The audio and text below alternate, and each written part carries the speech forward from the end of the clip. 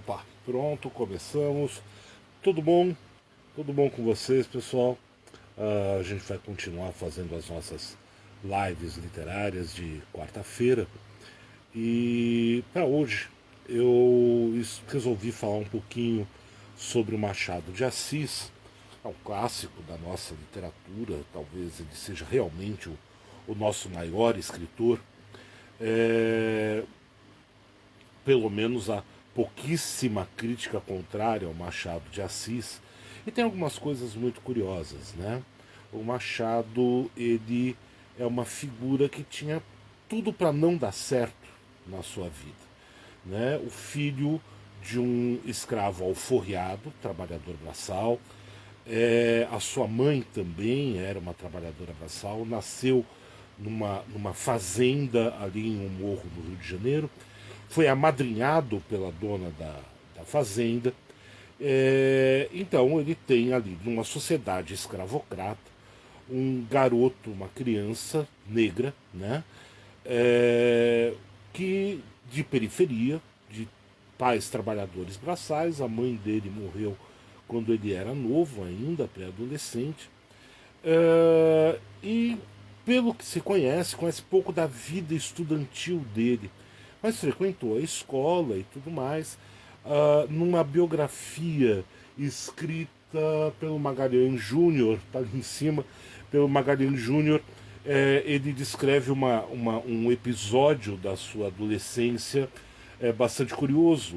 O jovem Machado de Assis vai trabalhar numa lojinha de secos e molhados e não dura 2 dias porque ele ficava em cima dos sacos de grãos ou escondido atrás dos sacos de grãos lendo, né?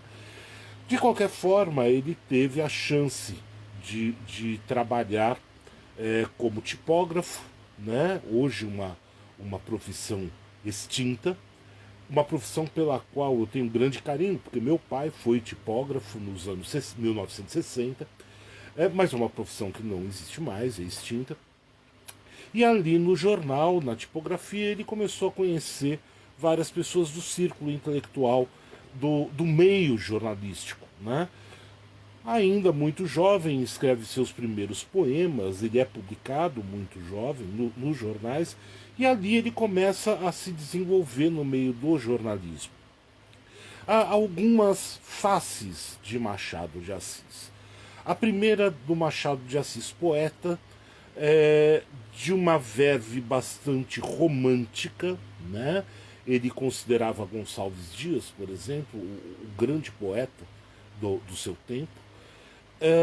E uma verve romântica, com temas românticos, o tema do amor impossível, ou seja, um garoto falando de amor impossível, né? Do sofrimento amoroso e tudo mais. Ainda na poesia, uma série de poemas de ocasião, né, comemorativos ao aniversário da Princesa Isabel, ao aniversário do Conde, ao aniversário do Visconde, a festa de não sei das quantas, ou seja, na verdade, uma forma de fazer um salamaleque para o poder, né, para não usar a expressão puxar o saco, que é muito feia, né, mas havia isso, né, ele se inseriu nessa linha do elogio às figuras do poder na sua poesia. Nos jornais ele desenvolve crônicas, né? Ele cobre, por exemplo, o Senado, que ele rememora depois em uma crônica já da sua idade adulta, né? Ele já para os seus 50 anos, ele tem uma crônica intitulada O Velho Senado, no qual ele rememora as figuras do tempo da sua meninice como jornalista, enfim. Nesse primeiro período, ele também escreve alguns contos, né? E começa a despontar como contista, ainda que o seu maior reconhecimento público seja como poeta. Ele tem a chance de, nos jornais, conhecer várias pessoas. É ele que lança praticamente Joaquim Nabuco. O Machado está com seus 20 e poucos anos, o Joaquim Nabuco está com 14, 15, querendo ingressar na carreira de letras, ele chega no Rio de Janeiro, o Machado que o apresenta seus primeiros textos, enfim, né, ele começa a criar um grupo no qual ele se insere, né? Até que ele resolve escrever romances. E aí tem uma questão da história, da literatura, que acaba dividindo o Machado de Assis em duas fases, né? A fase dita romântica, de Helena, e aí a Garcia, né? Ou seja, seria um romantismo mais urbano, na linha de Senhora, do José de Alencar. José de Alencar, que Machado de Assis admirava bastante.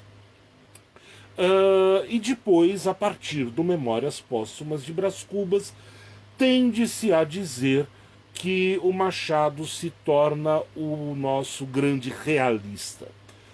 Eu acho esse tipo de divisão, e isso é uma opinião não só minha, né? Tem vários críticos que falam isso também, mas eu acho esse tipo de divisão muito problemática. Se nós lermos os romances ditos românticos do Machado de Assis, nós já encontraremos ali muito da sua ironia, muito da sua sutileza ao criar o perfil psicológico das personagens. O que vai acontecer em 1880, quando ele publica o Memórias Póstumas de Brás Cubas nos folhetins, é que ele descobre uma nova forma de contar a história, né? E chamar de realismo é um pouco complicado, porque, primeiro, é um morto que vai contar a história, né? É um defunto autor e não um autor defunto, como ele próprio coloca logo na primeira página. E isso gera uma pequena polêmica, né? Uma polêmica conhecida entre o Machado de Assis e essa de Queiroz, que trocam pelos jornais algumas farpas. O Machado faz uma crítica em linhas gerais ao Essa, falando que ele obedece demais os moldes da escola realista naturalista, ele se prende demais a dogmas de escola. O Essa fazendo uma crítica também em linhas gerais, que o Machado escapa demais do que seria o realismo, né? O Essa é um grande escritor, divertidíssimo, engraçadíssimo, mas com um humor muito mais chão, né? Um humor muito mais bruto do que o Machado de Assis, que tem um humor mais sutil. Então gera essa polêmica. Eu acredito que o Machado ele é um escritor que está fora de escolas literárias, né?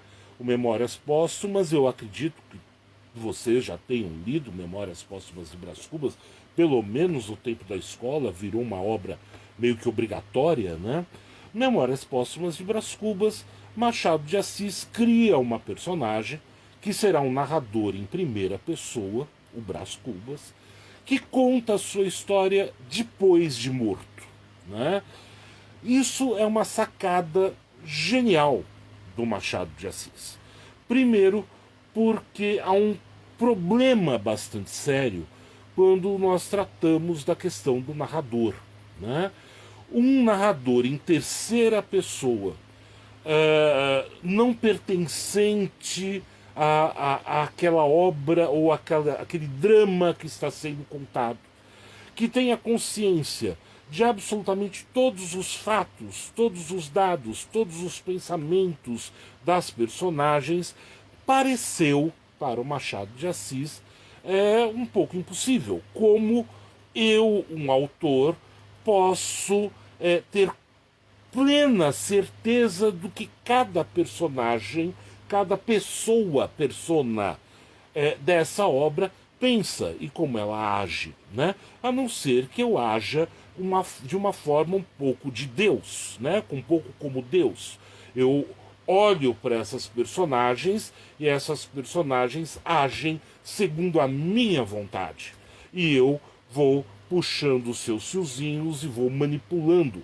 E isso é um problema porque quebra a veracidade da vida das personagens que ali estão sendo ou representadas ou estão agindo nesse aspas palco, fecha aspas, que é o romance ou que é o conto, né? Isso acontece com uma consciência de que a literatura só será realmente convincente para o leitor se ela for verossímil. E se aparecer ou se transparecer que há uma consciência manipulando aquelas personagens, primeiro aquelas personagens perderiam uma profundidade psicológica, uma complexidade na sua forma. Né? Logo, suas ações seriam pré-determinadas, tendo em vista um objetivo qualquer que seja do autor. No caso de um narrador de primeira pessoa, a coisa fica um pouco mais complicada. Como um narrador em primeira pessoa pode saber o que o seu interlocutor, numa determinada cena, pensa, ou o que outra determinada personagem irá fazer ou como ela irá agir numa determinada situação. Isso é um impedimento. Eu, aqui, Fábio, não tenho como saber o que cada um de vocês que está aparecendo aqui, né? Maurício, Marcos Aride, Valéria Costa, o Libânio, né? Oi, tudo bom com vocês? Estão aqui. Eu não sei como eles reagem, eu não sei como eles pensam, eu não sei como eles vivem as suas vidas, mesmo nesse momento. Então, se eu sou um narrador em primeira pessoa, eu não posso, de forma alguma, atribuir uma determinada ação a essas pessoas com as quais eu convivo. E o Machado de Assis percebe isso, né? Percebe isso tanto que ele busca duas saídas em dois romances. No Memórias Póstumas, que é o que a gente vai falar um pouquinho, ele cria um narrador que está morto. Ou seja, em estando morto, ele não participa mais da realidade que o circunda, a realidade material, física, social. A sua responsabilidade moral com todos os fatos que ele narra deixa de existir. Ele passa a ser isento, completamente isento, de qualquer realidade e qualquer acordo de interesses com as demais personagens. Brás Cubas, estando morto enquanto conta a sua história, exime-se de proteger um determinado status quo. Né? Então ele se mostra como independente. Essa é uma saída que ele busca. Né? O autor defunto e não o defunto autor. Né? A segunda saída que ele busca, de uma forma ainda mais sutil, é no Dom Casmurro, quando toda a narrativa é contada em primeira pessoa por Bentinho, o Dom Casmurro, mas um narrador extremamente complicado, um narrador que atribui a outras personagens determinados pensamentos e ações, mas ao mesmo tempo deixa claro que essas ações e essas atitudes são duvidosas. O Dom Casmurro é aquilo que o Roberto Schwartz, um crítico brasileiro, chamou de narrador envenenado. Né? Ele afirma para negar em seguida, ou ele leva o leitor a acreditar em determinada coisa, né? Mas nunca entrega a verdade da sua história. Tanto que nós temos aí a discussão até hoje. Capitu traiu ou não traiu Bentinho? Né? Me parece que é uma discussão que não importaria muito, ou não deveria ter muita importância. Mas, de qualquer forma, se nós acreditarmos no Bentinho, a traição é clara. Se nós acreditarmos que o Bentinho oculta ou manipula determinadas informações, Capitu seria inocente. Se nós prestarmos atenção no método como Bentinho conta a sua história, jogando a responsabilidade de costurar os diversos fatos dos capítulos diferentes para o leitor, que é um recurso que o Machado utiliza sempre. Ele se dirige, o narrador se dirige ao leitor, né? Quando Bentinho diz, por exemplo, né, num determinado capítulo, que eu não sei de memória, mas ele fala, olha, se a leitora tiver paciência e voltar para o capítulo tal, verá que o que eu conto agora, né, tem sentido assim, assim, assim. Ele joga para o leitor a responsabilidade de voltar e ir recosturando a narrativa. Me parece que se há um triângulo amoroso no Dom Casmurro, ele não se dá entre Bentinho, Capitu e Escobar, mas entre Bentinho, Capitu e o leitor. Né? É você, leitor, que está traindo o Bentinho com Capitu, sob as graças do próprio Bentinho. Né? Mas, enfim, é outra forma de que o Machado encontra de escapar desse problema do narrador. Que é um problema que incomoda demais quando nós lemos uma obra e percebemos que o narrador nos conta uma coisa que ele não teria como saber. Ele tem como imaginar, cogitar. Então, duas formas.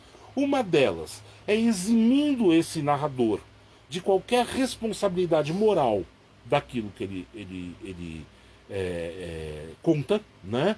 E inclusive estando em um plano completamente fora do plano físico, material e da realidade, um morto contando sabe tudo o que acontece, ou então um narrador que seduz o leitor, afirma e nega ao mesmo tempo e faz um jogo, né, para que o leitor caia na sua armadilha e assim o convença, né? Me parece que é um pouco essa a discussão que o Machado traz no que concerne a técnica narrativa. Por outro lado, isso revela que o Machado de Assis percebeu o problema da literatura, o problema que surge na literatura no seu tempo. Né? É como eu posso contar uma determinada história, né, sendo ainda mais crível, ainda mais verossímil e não falseando os dados, não repetindo os dados, né, como diversos outros escritores, inclusive da escola romântica e realista, fizeram. Né? Se nós pegarmos as grandes obras do romantismo, elas são praticamente releituras umas das outras. Né?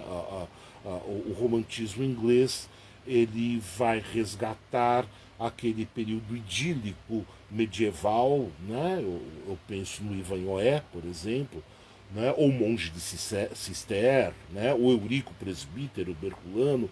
Ele vai tentar resgatar uma Idade Média idealizada com seus grandes cavaleiros heróicos, né? Cheio de honra, né? Em proteção dos fracos e tudo mais. E nós aqui no Brasil, que não tivemos uma Idade Média como a europeia para ser idealizada como os românticos europeus fizeram, um Alencar cria o Guarani. Né? O Guarani, o Peri, nada mais é do que um cavaleiro medieval de tanga. Né? E Ceci nada mais é do que uma mocinha encastelada no meio do mato. Né? Então nós temos um deslocamento desse medieval para a natureza brasileira, enfim. Né? E isso vai acontecer no realismo também. Né? A postura dos autores realistas seguem aquilo que Émile Zola prega, né? Que é um dos grandes primeiros teóricos do realismo, quando ele diz que o autor, o escritor, tem que se debruçar sobre a sociedade como um médico se debruça sobre um cadáver para analisar aquilo que matou ou está matando a sociedade. E aí nós temos as várias narrativas de triângulos amorosos, de traição, enfim, talvez o grande exemplo e excepcional exemplo seja o Madame Bovary do Flaubert. Coisa que estará também no Machado de Assis, óbvio. Né? Mas o Memórias Póstumas de Brás Cubas Eu uso essa ediçãozinha aqui, que eu gosto muito, né? Que é da Carambaia, uma editora que me agrada demais. Uh, e o Machado de Assis, no Memórias Póstumas, então ele vai contar a história desse Brás Cubas, né? A partir da sua morte. Ele narra primeiro a sua morte e depois ele retoma e vai contar sua infância, suas aventuras, desventuras, né? Até terminar. Ele abre com a epígrafe ao verme que primeiro roeu as frias carnes do meu cadáver. Dedico essas memórias póstumas. Uma epígrafe pesada, né? E divertida. E encerra, né, com uma frase lapidar, né? Eu não juntei nada, não deixei, não tive filhos, né? Não deixei ninguém, não tive filhos, não leguei a ninguém a miséria de nossa existência. E é um pouco essa miséria da nossa existência que me intriga, né? Machado de Assis é um pessimista. Você vê, né? Como eu disse no começo, um negro filho de alforriados, que teve a chance de trabalhar, mas mais do que isso, franzino, né? Feio, gago, sempre com a doença, com um físico muito doentio, epilético, né? Ou seja, ele tinha ali todas as qualidades para dar errado na sua sociedade. Não estou falando que são essas qualidades que o fazem um pessimista.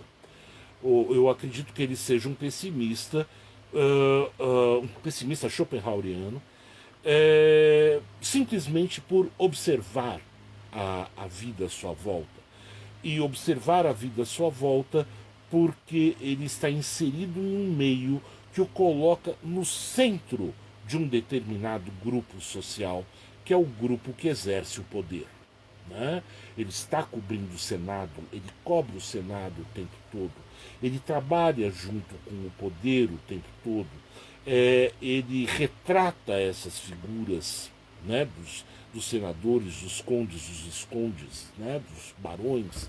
Ele convive no paço imperial. Então ele vê como são feitas as articulações sociais desse grupo. Nós, nós temos uma coisa interessante do Memórias Póstumas. Aparecem duas classes sociais. Sempre. Em todo Memórias Póstumas. Ou a classe dessa aristocracia, né, da qual Brás Cubas fará parte, ou então de uma pré-aristocracia, pessoas que querem atingir um status social mais próximo ao núcleo do poder. Eu estou pensando em Lobo Neves, marido de Virgília, Virgília amante de Brás Cubas, que programa sua vida para ter um título nobiliárquico. Né? A Virgília fala que ele será duque, ela será duquesa, né? Porque ele será duque, ou baronesa, porque ele será barão, e o Lobo Neves não, visconde, eu serei visconde. Né? Visconde era o ápice, o máximo que se podia chegar. Há então todo um interesse de influência social para se almejar nessa sociedade. Então esse é um primeiro grupo no qual Brás Cubas se insere, e nós vamos ver como. O segundo grupo é o do absolutamente desvalido. Né?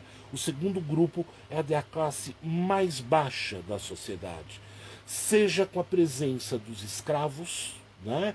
E escravos alforriados, inclusive.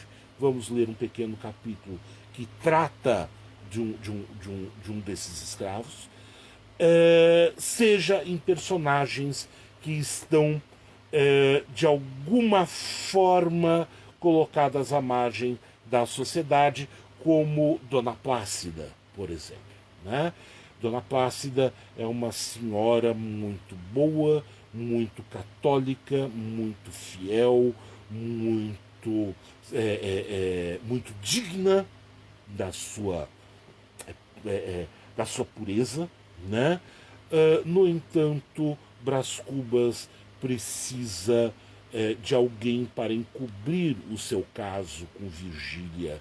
E ele vai dar um dinheiro para a Dona Plácida morar em uma casinha na Gamboa, que será essa casa onde ocorrerá o relacionamento proibido, né?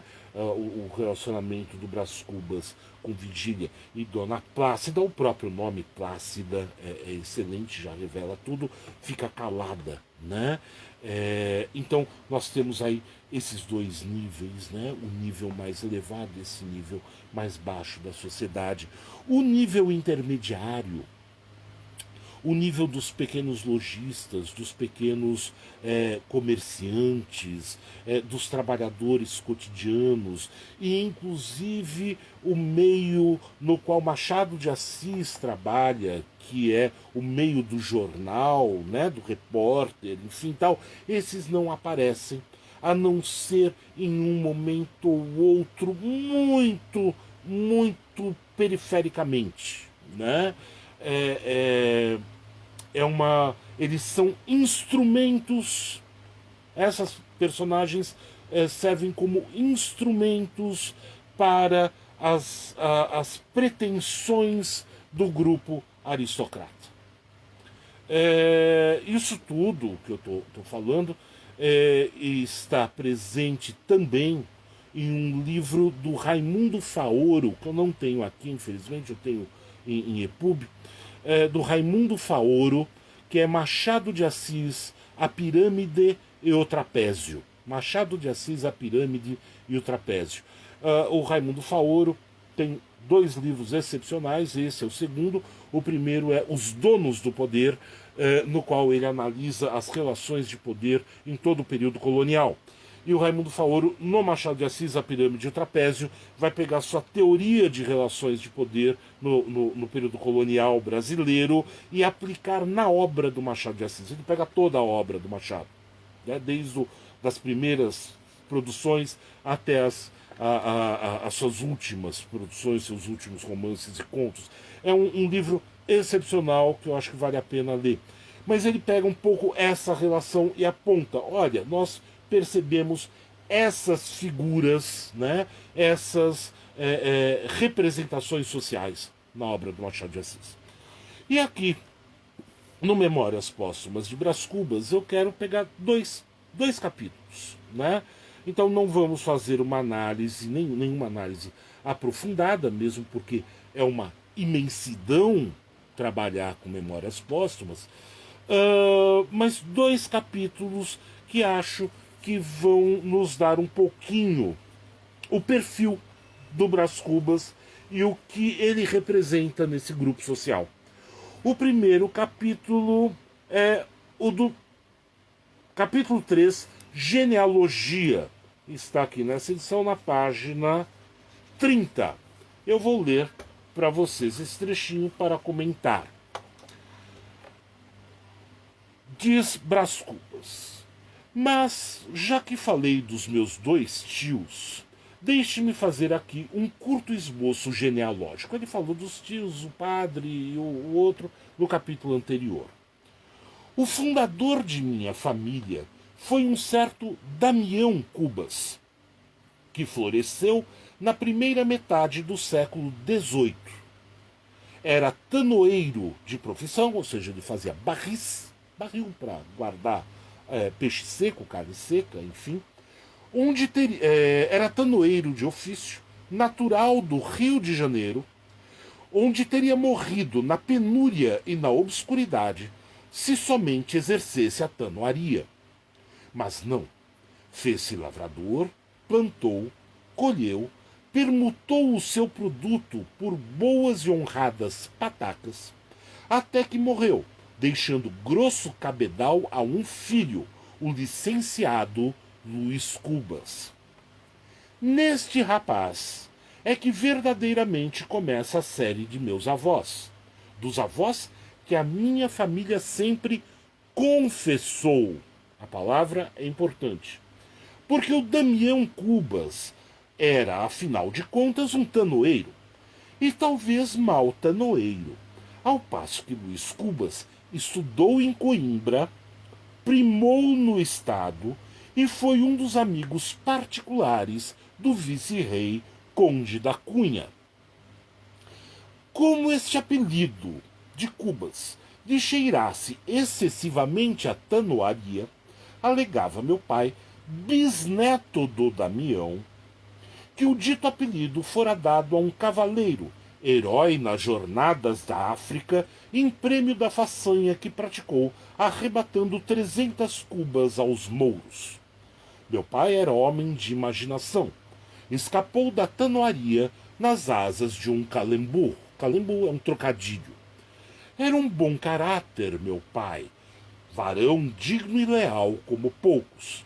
Tinha, é verdade, uns fumos de pacholice, mas quem não é um pouco pachola neste mundo? Releva notar que ele não recorreu à inventiva senão depois de experimentar a falsificação. Primeiramente, entroncou-se na família daquele meu famoso homônimo, o capitão Mor Brás Cubas, que fundou a vila de São Vicente, onde morreu em 1592, e por esse motivo é que meu pai me deu o nome de Brás.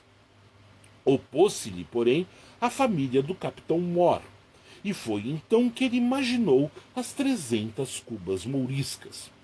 Vivem ainda alguns membros de minha família, minha sobrinha Venância, por exemplo, o Lírio do Vale, que é a flor das damas do seu tempo, vive o pai, o Cotrim, um sujeito que... Mas não antecipemos os sucessos, acabemos de uma vez com o nosso emplastro. Eu quis pegar esse capítulo porque ele nos oferece claramente o perfil da elite brasileira que o Machado de Assis pretende descrever.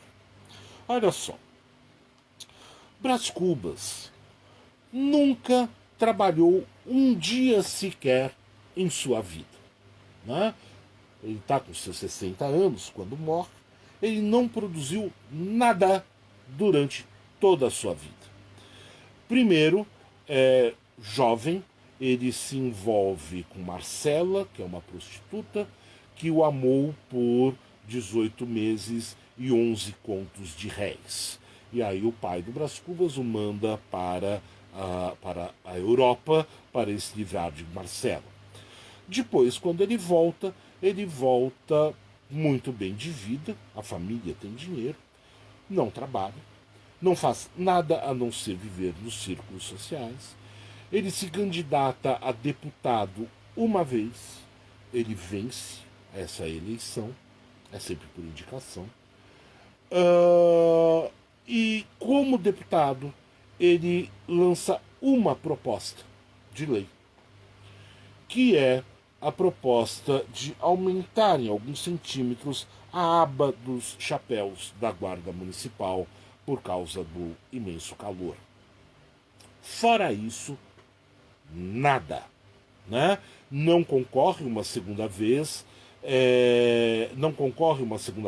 a deputado, não leva adiante uma carreira política, ao contrário do Lobo Neves, que é o seu rival, vamos dizer assim. Né? No final da vida, quando ele morre, ele está pensando num emplastro, né, que é um medicamento contra a melancolia, mas não porque esse medicamento vai efetivamente funcionar, mas para poder ver o seu nome, Brás Cubas, nos rótulos. Né? Ou seja, aqui nós temos uma vida sempre voltada para a aparência pública. Né? É dessa forma que o Machado de Assis nos descreve a elite carioca, e a gente pode, por extensão, falar da elite brasileira do seu tempo, e por uma extensão ainda maior, a elite brasileira do nosso tempo. Né? Sempre estar em público, aparecendo com o nome vinculado a alguma coisa. Acontece que o Brás Cubas é trineto de Damião. Damião Cubas, o bisavô, é isso? Né? Os avós, o pai e o Brás Cubas. Né? do século XVIII a meados do século XIX. Né? Primeira metade do século XVIII a primeira metade do século XIX. O romance é de 1880 a 81 e se passa em 1860 aproximadamente. Então nós temos aí 4 gerações, correto? As 4 gerações que representam o seguinte: olha, a verdade da história de Brás Cubas é que o seu avô era um trabalhador braçal, nascido no Rio de Janeiro, nascido no Brasil, né? Fazia barril.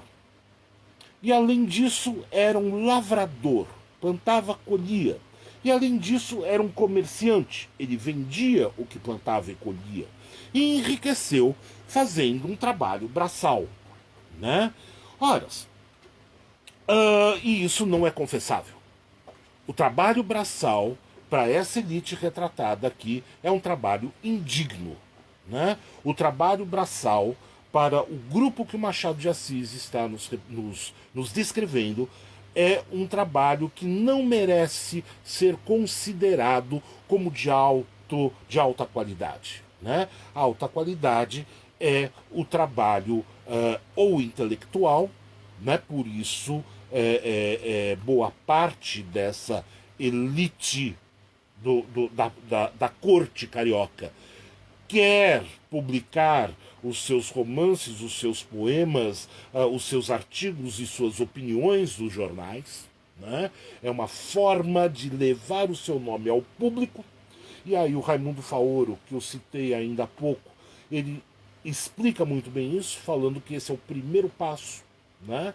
É o passo de fazer propaganda de si mesmo, tendo em vista um outro fim, que é inserir-se nessa elite, né, aristocrata, e aí numa carreira política, né, e nessa carreira política é o que é importante, de modo que quando o determinada pessoa consegue chegar a essa carreira política, abandona a literatura, deixa a literatura de lado.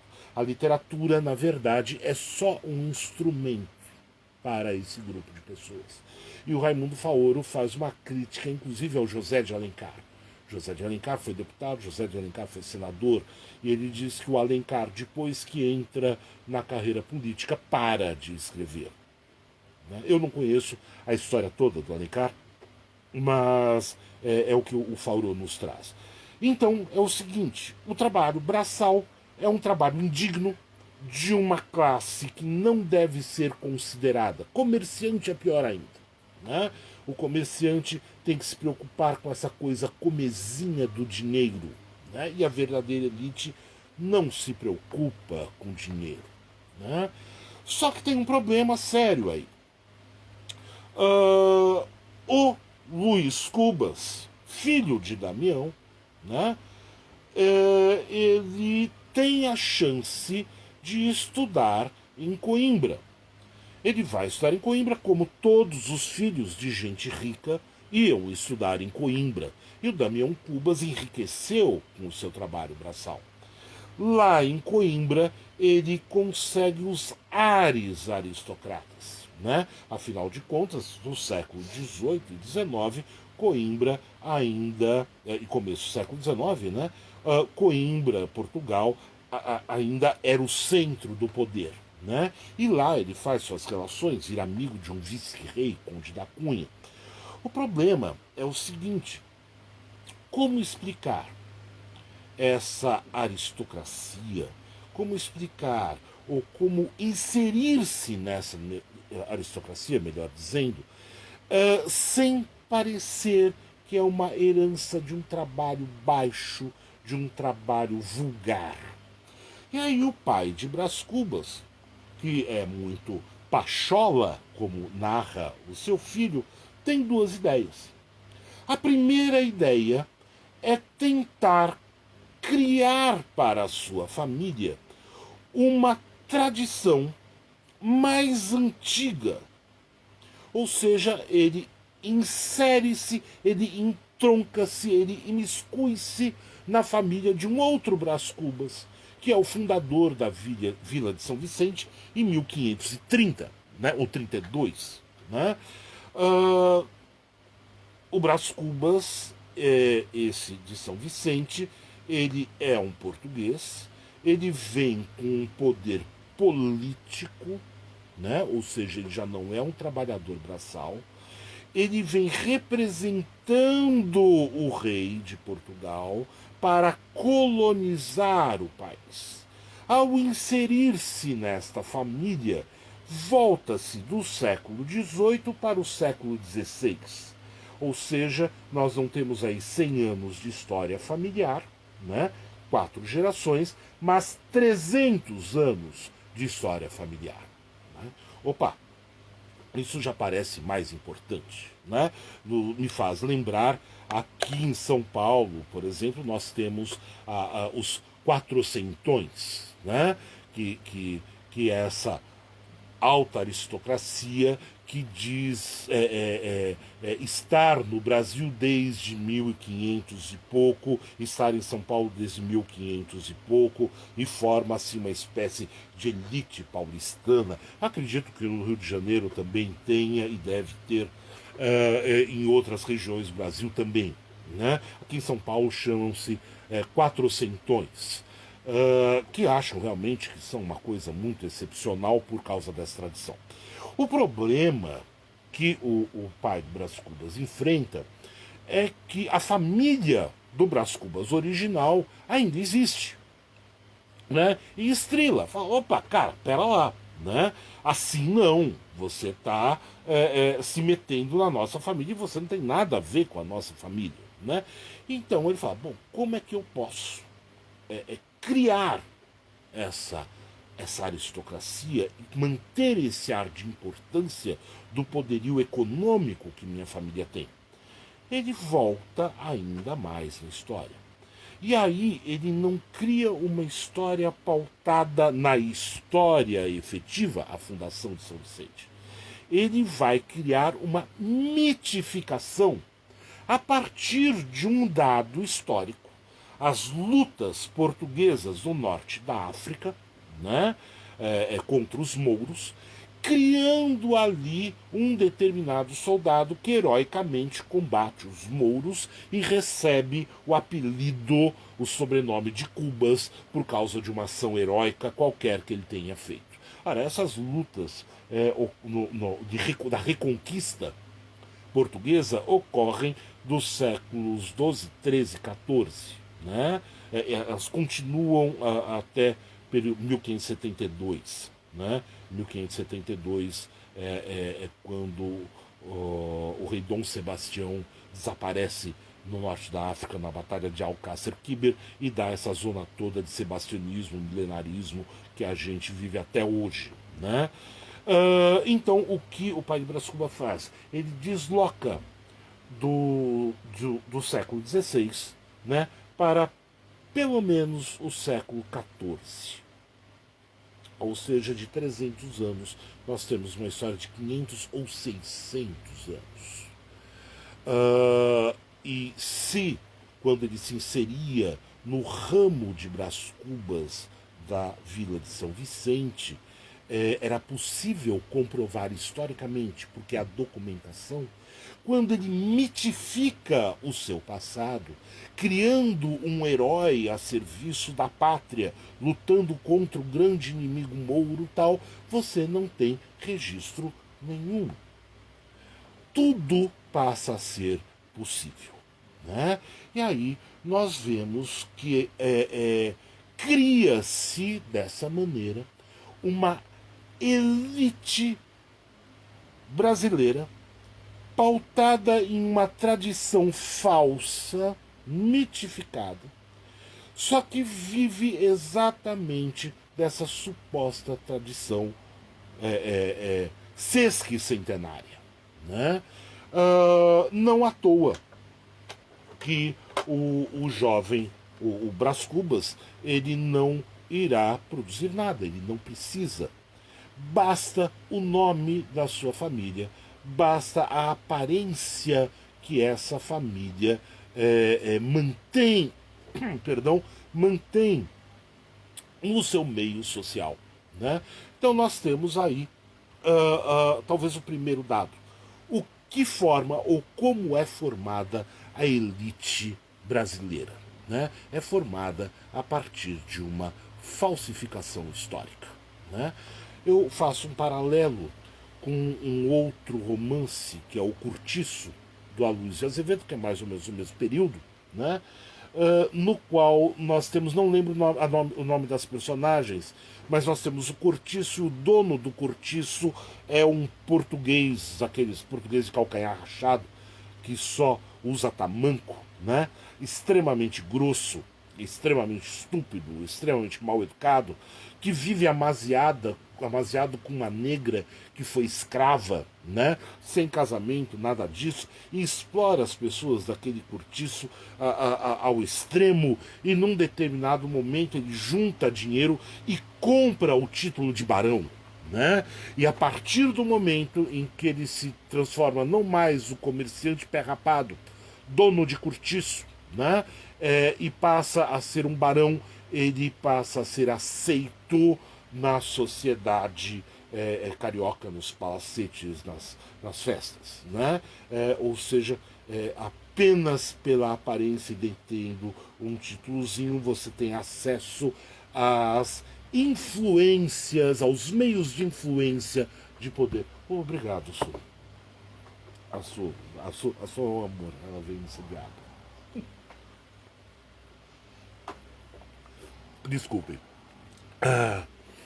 Então, só com essa aparência ele se consegue inserir num meio aristocrata e avançar sentido a um determinado poder. Né? Tudo isso, obviamente, é publicidade. Esse grupo do qual nós estamos falando vive pela publicidade, pelo anúncio. Né? Nos jornais do século XIX você tinha a coluna A Pedidos, por exemplo, né? Que as pessoas que queriam anunciar alguma coisa sua, alguma ação sua, escreviam ali um pequeno artigo. Tem uma passagem muito curiosa no Memórias Póstumas, é o Brás Cubas andando por um calçadão, por uma calçada qualquer ali no centro, e ele encontra uma moeda, né? Uma moeda de ouro ou de prata, não lembro bem, mas uma moeda. E ele pega essa moeda e a primeira coisa que ele faz é ir até uma delegacia. E ele vai à delegacia e devolve para o delegado, fala, olha, encontrei, alguém perdeu, alguém deve vir procurar. E não para por aí.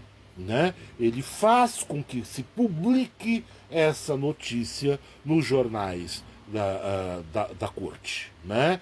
É que o Brás Cubas, muito honestamente, de forma muito idônea, devolve, né, uma moeda que ele encontrou na calçada e tudo mais, e todas as pessoas falam, nossa, olha que grande figura, que figura honesta, honestíssimo, correto e tudo mais. Alguns dias depois, ele está andando pela praia e ele tropeça numa caixa. Ele não abre a caixa ali na praia, coloca embaixo do braço e leva para casa. Quando ele abre essa caixa, está recheada de cédulas de dinheiro. Né? Tem alguns milhares de réis. E essas cédulas ele guarda para si. Né? Ele não vai devolver na delegacia o dinheiro perdido. E pior, ele usa essas cédulas para comprar a cumplicidade de Dona Plácida. Né? Então nós vemos aí a dubiedade moral, inclusive, dessa elite. Ela é muito boa na propaganda. Né? Ela cria uma aparência muito positiva para ter determinados fins e determinados ganhos sociais, mas quando a coisa é séria mesmo para valer, fica-se quieto. Né? Qualquer semelhança com o que nós assistimos na política brasileira de nossos tempos não é mera coincidência, é mera tradição. Né? Esse foi o primeiro capítulo, né, que eu queria ler para vocês. O segundo, rapidamente, é O Vergalho. O Vergalho é o capítulo 68, página 193, que vai pegar uma outra figura, que é o do do ex-escravo de Brás Cubas, chamado Prudêncio. Né? E aqui nós temos o seguinte, também Brás Cubas caminhando, ele anda adoidado pelo Rio de Janeiro, e Brás Cubas foi resolver no capítulo anterior um problema com a casa, venda de casa e tudo mais, com a sua irmã. Ele nos narra o seguinte: tais eram as reflexões que eu vinha fazendo por aquele valongo fora. Valongo é um dado importante. Valongo era onde era o local do mercado de escravos do Rio de Janeiro.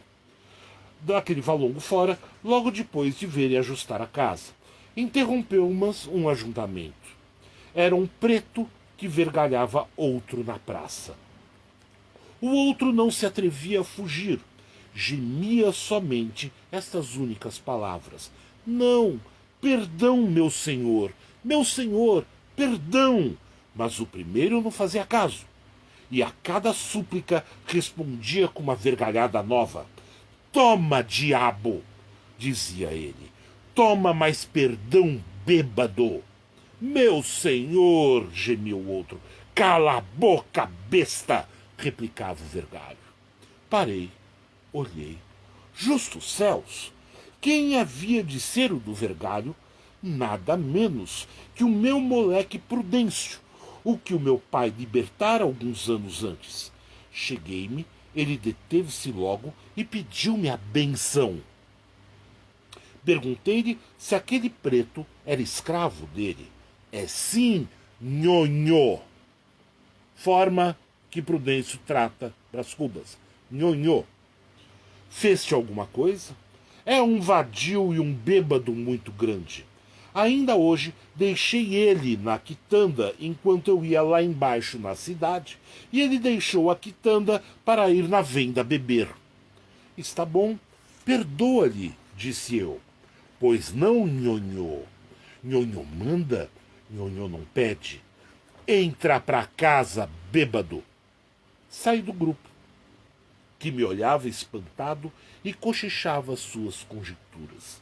Segui caminho a desfiar uma infinidade de reflexões que sinto haver inteiramente perdido. Aliás, seria matéria para um bom capítulo e talvez alegre. Eu gosto dos capítulos alegres. É o meu fraco. Exteriormente, era torvo o episódio do Valongo, mas só exteriormente. Logo que meti mais dentro a faca do raciocínio, achei-lhe um miolo gaiato, fino e até profundo. Era um modo que o Prudêncio tinha de se desfazer das pancadas recebidas, transmitindo-as a outro. Eu, em criança, montava-o, punha-lhe um freio na boca e desancava-o sem compaixão. Ele gemia e sofria. Agora, porém, que era livre, dispunha de si mesmo, dos braços, das pernas, podia trabalhar, folgar, dormir, desagrilhoado da antiga condição. Agora é que ele se desbancava. Comprou um escravo e ia-lhe pagando, com alto juro, as quantias que de mim recebera. Vejam as sutilezas do maroto. Olha só. Esse capítulo tem várias coisas que valeriam a pena discorrer, mas não quero estender muito mais. Né? Primeiro, que o Brás Cubas encontra nessa relação de Prudêncio, que foi seu escravo de infância, que lhe servia como mula de carga, né, para apanhar com freio na boca e tudo mais. Vê nessa relação de Prudêncio com o escravo dele, Prudêncio, né, um alforriado que compra um escravo, uma relação comercial. Comercial no sentido de que Prudêncio paga com juros os sofrimentos que recebeu anteriormente. Esse é o primeiro ponto, mas não é um ponto mais importante. O ponto mais não é só esse o ponto mais importante. Tem outras duas questões aí. Uma delas é a condição do ex-escravo que se torna livre e que compra para si um escravo. Eu não sei o que os grupos politicamente corretos hoje veriam aqui nesse capítulo. Eu consigo imaginar algumas coisas. Mas há registro histórico de ex-escravos que tinham seus escravos também. Só que o fato de Prudêncio comprar um escravo para si é uma dupla afirmação.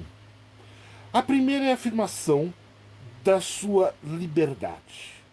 A segunda é a afirmação de pertencimento a uma outra classe social. Uma classe que não é só a do preto alforriado, do preto ex-escravo. Ele agora se equipara e se iguala a todo e qualquer homem branco que pode comprar um escravo. Né? Esse é o comportamento social. Prudêncio está agindo de uma forma de buscar uma identificação de ascensão social. Ainda assim, essa identificação é aparente, porque a estrutura de relação entre Prudêncio e Brás Cubas, entre aquele que foi escravo e Brás Cubas, esse aristocrata que nós tratamos lendo outro capítulo, se mantém. Ainda que Prudêncio seja livre, ele se dirige a Brás Cubas de forma absolutamente subserviente, não de igual para igual, e o tratando com a forma que ele tratava o Brás Cubas quando o Brás Cubas era criança. Nhonhô. Nhonhô é senhorzinho. Né? Então, esse homem é meu escravo, sim, nhonhô, senhorzinho. Né? E mais, um outro índice é que ele pede-lhe a bênção. Pede-se a bênção apenas àquela pessoa que você considera socialmente superior. Pede-se a bênção ao pai, ao avô, né? A um padre, a um bispo, ao papa. Né? Você não pede a bênção pro rapaz da lojinha da esquina. Você não vai comprar, né, a sua cervejota e fala, ô Zé, a bênção. Né? Não. Né? Então a bênção ela representa uma relação social de autoridade. Né? E aqui nós temos duas coisas. A primeira, o Prudêncio trata o seu escravo como diabo, toma diabo, né? Bêbado, diabo, bêbado e besta. Três categorias que o desumanizam, né? E ele termina com um entra para casa bêbado, né?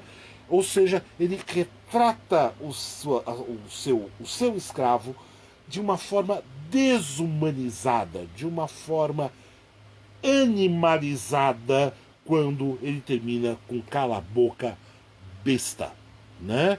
E em compensação ele trata o Brás Cubas como senhor. Ainda que esteja livre, as relações sociais se mantêm. Eu não vou falar que isso retrata aquilo que o próprio Machado tenha visto, né? Já que o seu pai era um alforriado. Né? Eu não posso dizer isso, eu não tenho essa informação, e as críticas que eu li a respeito não tratam desse assunto. E mesmo a correspondência do Machado de Assis foi publicada pela Global, 5 volumes, é uma coisa maravilhosa. Essas correspondências ele mal fala da relação do pai e não trata muito de questões pessoais. Machado calava essas questões pessoais mesmo nas suas correspondências para amigos. Né?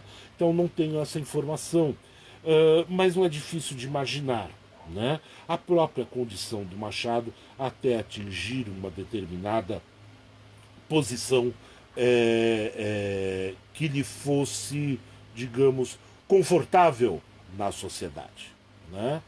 Bom, pessoal, aqui, como eu disse no começo, há uma imensidão de coisas que podem ser faladas ainda na questão social. Um tema que eu acho que seria muito interessante a se discutir é o comportamento das mulheres, né? A relação da Virgília com o Brás Cubas, se nós fizermos um paralelo de Virgília, Madame Bovary e Luísa do Primo Basílio, pode dar um samba bom, mas aí seria um papo de mais 1h30, 2. Não é o nosso objetivo nessas lives literárias, mas apenas apontar alguns caminhos possíveis para a gente sacar uma coisa ou outra a respeito dos nossos autores. Hoje, então, eu quis pegar um pouquinho Machado de Assis no Memórias Póstumas e ressaltar essa questão social e um pouco da formação da nossa elite, né? E talvez um pouco esse espelhamento de comportamento que o Prudêncio, da forma que o Prudêncio age, né? Ele tenta espelhar, é um comportamento aprendido, né? Daquilo que ele acha que é correto. Talvez, e aí eu não sou sociólogo, nada disso, acho que há entre os meus amigos que estão assistindo aqui pessoas com mais capacidade do que eu para isso, mas fazer uma relação entre esse comportamento mimético do Prudêncio, né, em relação ao Brás Cubas, com o comportamento mimético das nossas classes mais desvalorizadas ou mais baixas e marginais, que tentam imitar essa pseudo-aristocracia que nós temos, né? Eu acho que isso daria um pano para manga muito legal, mas seria uma tese que eu não conseguiria desenvolver. Lança-se aí uma ideia, tá bom? Pessoal, então 1h de papo já, cara, isso aqui passa muito rápido. Eu vou ter que começar a fazer lives de 5 horas, pelo menos. Baixar o Fidel Castro e falar durante 14 horas. É uma ideia. Mas essa foi a ideia de hoje, pessoal. A semana que vem a gente bola alguma outra coisa. Esta live está sendo gravada, ficará disponível no meu canal do YouTube. Se puderem, inscrevam-se lá. Eu acho que está sendo uma experiência interessante, está aparecendo um pessoal lá, ninguém xingando, graças a Deus, pelo menos por enquanto.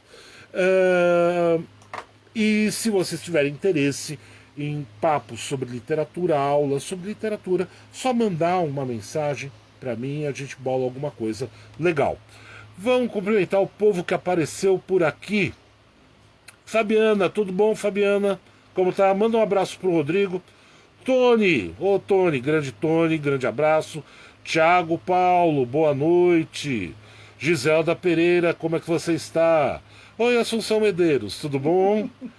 Grande Libânio, que bom te ver por aqui. Maurício, bem-vindo de novo. Maurício está sempre aqui também. Valéria Costa, como é que você está, Valéria? Marcos Aride, como é que você está, rapaz? Tudo bom? Olha, o Marcos ele foi colega meu do colégio. Nós fizemos o colégio junto, no Santo Agostinho. E a mãe do Marcos foi uma das grandes professoras de literatura que eu tive. Sofri bastante na mão dela, viu, Marcos? Ô André Naverro, tudo bom? André, fizemos teatro junto, cara. Tivemos um grupinho de teatro. Sandra Santos, grande abraço. Cassionei, tudo bom, cara? Leandro Luz, grande abraço. Kátia, tudo bom, Kátia? Kátia de Carvalho também foi minha aluna, foi da minha primeira turma de letras na faculdade, né? A Kátia, aí firme, muito legal. Bruno, tudo bom, cara? Que foi meu aluno também, o Bruno, tadinho. Né? Tadinho. Leandro Luz. Giovanni Bento, como é que você tá, rapaz? Rafael Carvalho e Caroline, grande abraço para vocês. Ricardo, como é que você tá, meu querido? Sérgio Sanches, tudo bom? Mirte, tudo bom, Mirte? Se apareceu, não tem problema que chegou tarde, Mirte, depois se assiste. Mirte é uma jornalista fantástica, escreve que é uma coisa, essa moça. João Batista Alves, grande abraço. Thiago Paulo. Quem mais aqui? O Libani me fala aqui, voto em uma live de 5 horas sobre Guerra e Paz, tá bom. Santina, tudo bom, cara? E o Rodrigo Bastos Melo. Grande abraço para todos vocês. Divulguem essas lives aqui, né? Eu acho que, para mim, isso está sendo um barato, eu estou curtindo muito. Confesso que fico bastante ansioso, mas é muito legal poder falar um pouquinho sobre literatura, nem que sejam umas palhinhas, tá bom? Grande abraço para todos vocês, foi um prazer revê-los aqui. Semana que vem a gente tem mais algum papo desses aqui, tá bom? Grande abraço, até mais!